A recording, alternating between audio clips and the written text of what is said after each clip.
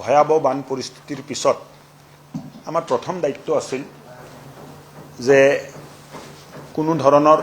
disease spread হ'ব নালাগে, পেণ্ডেমিকৰ ৰূপ ল'ব নালাগে, যেনেকৈ ডায়েৰিয়া, কলেৰা আৰু বিশেষকৈ এই ডিজিজবোৰ স্প্ৰেড কৰে যেতিয়া খোৱা পানীটো বা মানুহে ব্যৱহাৰ কৰি থকা পানীটো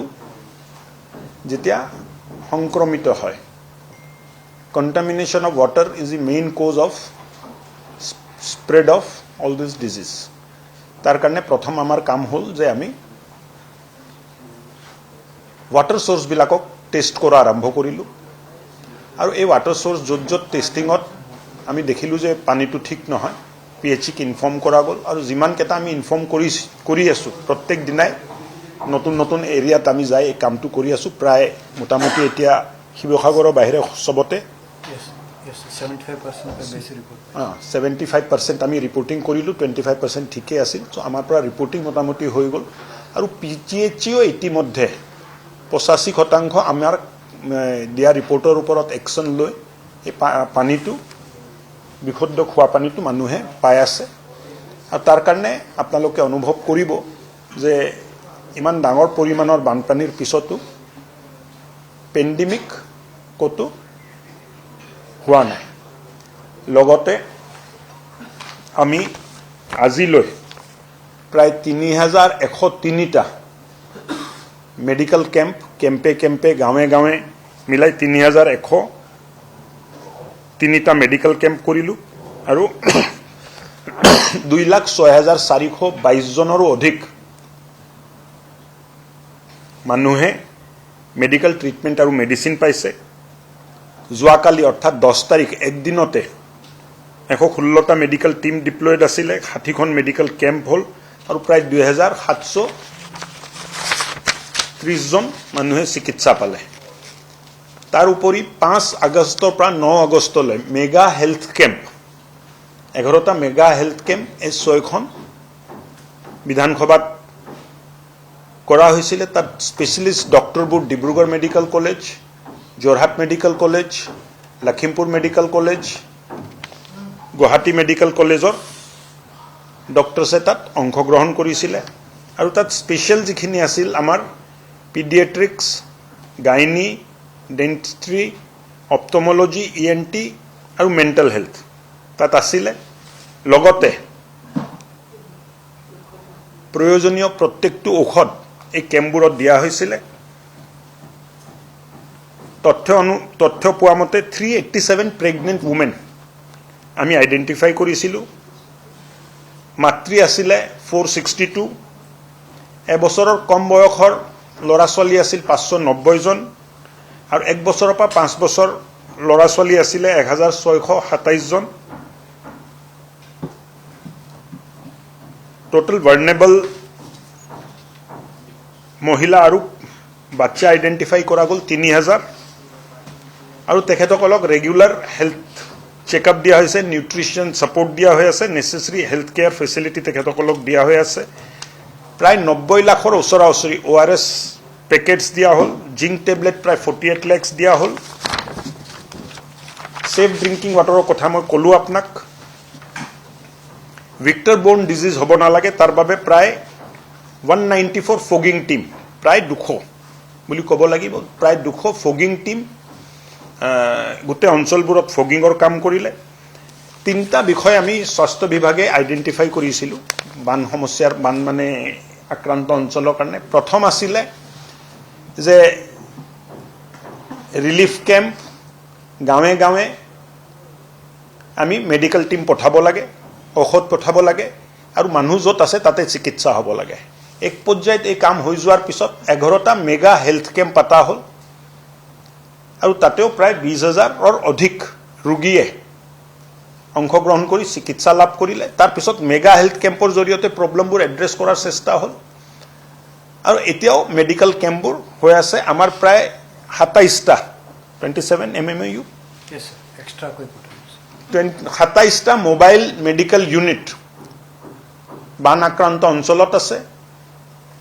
তাৰপিছত দ্বিতীয় সমস্যাটো আছিলে যে খোৱা পানীটো শুদ্ধ হ'ব লাগে, নহ'লে ভেক্টৰ বৰ্ণ ডিজিজ আমাৰ বেলেগ ডিজিজবোৰ স্প্ৰেড কৰিব আৰু ধন্যবাদ দিব লাগিব PHক যে তাৎক্ষণিকভাৱে তেখেতসকলে প্ৰয়াস কৰিলে আৰু প্ৰায় 80%ৰো বেছি পানীৰ যিটো সোৰ্স এই সোৰ্সবোৰ শুদ্ধ হৈছে JJM স্কিমবোৰত তেখেতসকলে ভাল কৰিছে 3 নম্বৰ আমাৰ চিন্তা আছিল যে ইমান ডাঙৰ পেণ্ডেমিক হৈ যোৱাৰ পিছত মানুহে মানসিক কষ্ট পাব তাৰ কাৰণে সাইকোলজিক্যাল কাউন্সেলিং সাইকেট্ৰিক কাউন্সেলিং সাইকেট্ৰিক ডক্টৰ তাৰ প্ৰয়োজন হ'ব তাৰো ব্যৱস্থা বিভাগৰ তৰফৰ পৰা কৰা হৈছে টেলিমানস নামেৰে চলি থকা এক সেৱাক আমি আগবঢ়াইছো আৰু টেলিমানসৰ হেল্পলাইন হ'ল 14416 মই আকৌ কৈ দিছো মানসিক চাপত আছে কষ্টত আছে কথা পাতিব খুজে টেলিমানসৰ লগত কথা পাতিব লাগে তাত আমাৰ কাউন্সিলাৰ্স আছে সাইকেট্ৰিক আছে সাইকোলজিৰ মানুহ আছে আৰু ইয়াত কথা পাতিবলৈ আপোনালোকে 14416 এই নম্বৰত ডায়াল কৰিলে কথা পাতিব পাৰিব আন এটা নম্বৰ আছে 1800891416 তাৰ উপৰিও 24 ঘণ্টা state health emergency operation centre এটো চলি আছে তাৰ নম্বৰো মই আপোনালোকক জ্ঞাতাৰ্থে কৈ দিও 9395882990 9395882990 আৰু এটা নম্বৰ আছে 0361291507 হেল্থ এডভাইজৰী কক মানুহক জনাবৰ কাৰণে কক আমি কেইবাটা কথা ক'ব খুজিছো যে য'ত বানাক্ৰান্ত অঞ্চল আছিলে পানীত যদি কিবা ইয়ে পাইছে পানীটো বইল কৰি খাব লাগে বইল কৰি পানী খোৱাটো খুব ভাল হ'ব খোৱা বোৱা বস্তু হাইজিনত ৰাখিব লাগে হাত ধুই সাবুনেৰে হাত ধুই খোৱা বোৱা কৰিব লাগে আৰু নিজৰ ঘৰ আৰু নিজৰ ঘৰৰ ওচৰে পজৰে যিখিনি এৰিয়া আছে সাফ চিকুণ কৰি ৰাখিব লাগে কৰবাত যদি ফিভাৰ হৈছে ডায়েৰিয়া হৈছে ভমিটিং টেন্ডেন্সি হৈছে স্কিন ইনফেকশন হৈছে ইমিডিয়েটলি ডক্টৰৰ লগত সম্পৰ্ক কৰিব লাগে আমাৰ হেল্থ সাৰ্ভিলেন্স যেটো আছে যে কবাত ফিভাৰৰ কেছ বেছি হৈছে নেকি মিজলছৰ কেছ কবাত হৈছে নেকি ডায়েৰিয়াৰ কেছ কবাত হৈছে নেকি কলেৰাৰ কেছ কবাত হৈছে নেকি তাৰ সাৰ্ভিলেন্সও হেল্থ বিভাগৰ মানুহ গাঁৱে গাঁৱে প্ৰান্তে প্ৰান্তে কৰি আছে বুলি মই ক'ব খুজিছো আৰু এটা ডাঙৰ সমস্যা যাক জনাবলৈ বিশেষভাৱে আপোনালোকক মাতা হৈছিল ডাঙৰ এটা সমস্যা আহিছে স্কিন ডিজিজক লৈ মানুহৰ চৰ্মৰোগ হৈছে কিয় পানীত বহুত সময় থাকিলে তাৰ কাৰণে ভৰিত চৰ্মৰোগ হৈছে ঘৰত বোকা খুমাইছিলে বোকা সাফা কৰিব যাওঁতে মানে বহুত সময় বোকাৰ মাজত থাকিব লগা হ'ল তাৰ কাৰণে মানে পানী লাগা বুলি কয়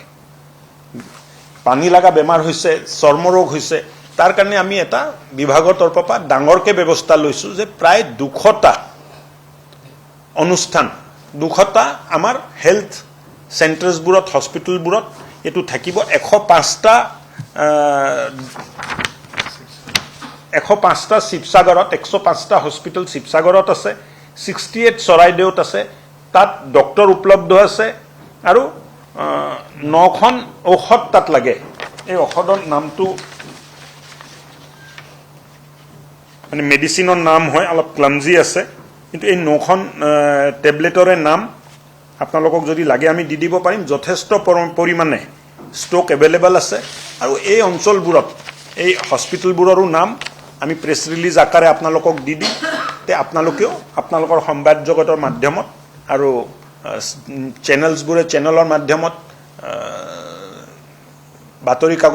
কাগজৰ মাধ্যমত ৰাইজক জনাব পাৰে প্ৰায় 105টা শিৱসাগৰ আৰু 68 চৰাইদেউ 9বিধ চৰ্মৰোগৰ ঔষধ উপলব্ধ আছে আৰু ডক্টৰ উপলব্ধ আছে হেল্থ ইনষ্টিটিউশনছ বুলি ক'লে সাব চেণ্টাৰ হ'ব পাৰে CHC হ'ব পাৰে PHC হ'ব পাৰে ডিস্ট্ৰিক্ট হস্পিটেল হ'ব পাৰে BPHC হ'ব পাৰে স্বাস্থ্য কেন্দ্ৰ কিন্তু স্বাস্থ্য কেন্দ্ৰ বুলি ক'লে চেণ্টাৰটো আটাইতকৈ সৰু ফৰ্মেট আৰ্মি চেণ্টাৰ কাৰেক্ট না চ' আয়ুষ্মান আৰোগ্য মন্দিৰ ইজ